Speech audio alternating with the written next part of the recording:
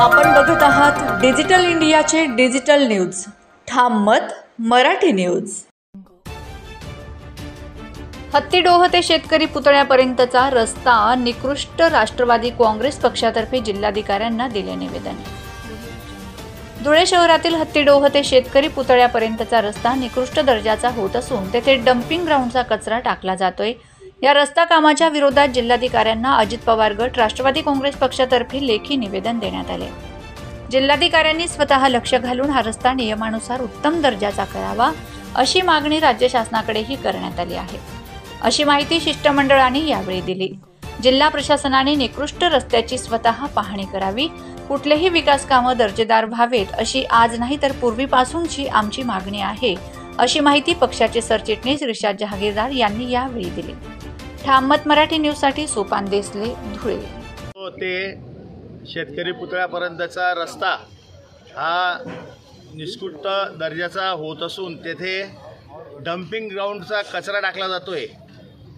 अशा त्या रस्त्याच्या विरोधात आज आम्ही कलेक्टर साहेबांना निवेदन दिले आणि त्याच्या विरोधात वरतीही आम्ही राज्य शासनाकडे मागणी केली की हा रस्ता चांगल्या पद्धतीने व्हावा।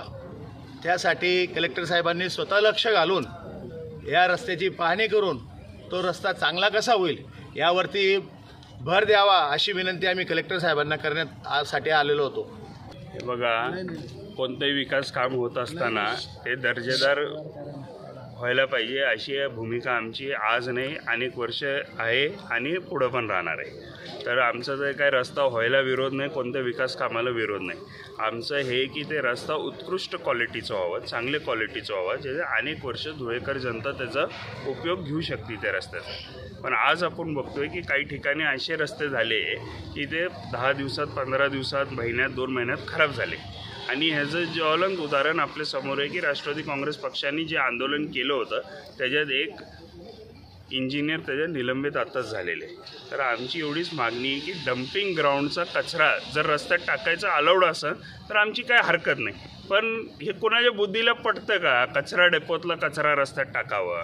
लोकांचे तिथं आमच्याशी जे फोटोज आहे, व्हिडिओज आहे, तुम्हाला दाखवले, पत्रकार मित्रांपाशी पण आहे। तर हे जर बुद्धीला लोकांचे पटत असतील की तुम्ही कचरा टाकून रस्ता बनवा तर आमची काहीच हरकत नाही। आणि जे विकास काम करतात आहे त्यांना वाटत असेल की कचऱ्याने मी चांगला रस्ता बनवू शकतो आणि ते गॅरंटी देत असतील की रस्त्याला काय होणार नाही, तर आमची काहीच हरकत नाही। महाराष्ट्रातील ताज्या घडामोडींसाठी पाहत रहा ठाम मत मराठी न्यूज। तसेच आमच्या चॅनलला लाईक, शेअर, सबस्क्राईब करायला विसरू नका।